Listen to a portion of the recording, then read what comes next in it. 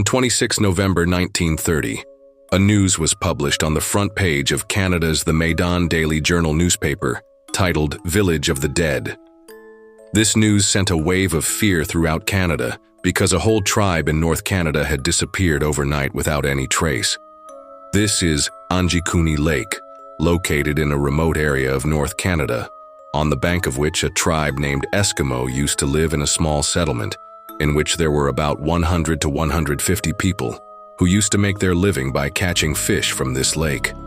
It was a very cold day of November 1930 when a hunter named Libel came to this area for hunting.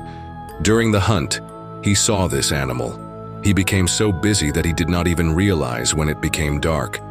He had an idea in his mind that he would go to a tribe named Eskimo on the banks of Lake Anjikuni as before and spend the night there. The people of this tribe were very fond of flattering people coming from outside. So Joe Libel, who was hunting animals, packed his things and started walking towards Eskimo.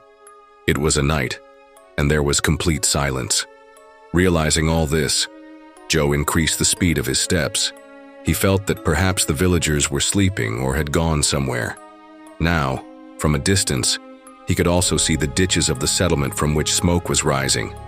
But even after coming close, he could not hear anyone's voice. Finally, when Joe entered the colony, he was surprised to see that there was neither any human being nor any animal. But what was surprising for Joe was that smoke was seen rising from the top of some houses.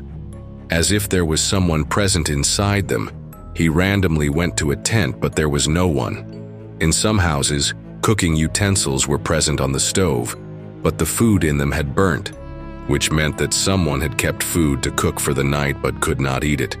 Even the women of the colony who used to stitch clothes could not be seen. Those clothes were also present there, and the thread was also put in the needle. It seemed that maybe the people of the colony had suddenly left from here. But where did they go? Joe started to search the whole colony.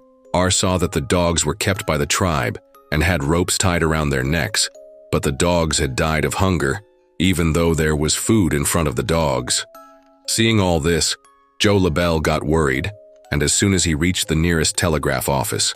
From there, he contacted the Royal Canadian Mounted Police camps and told them what he had seen. When the police reached the village, whatever Joe had told proved to be true. The police became suspicious. It seems that someone has attacked here and killed all the people of the colony.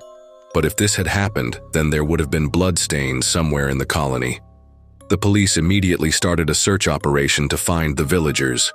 In this search operation, a very strange thing was seen which even Joe did not notice.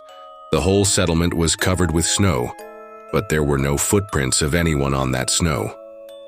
There were only one person's footprints, and they were Joe Libel's, which means that no one other than Joe came to this settlement.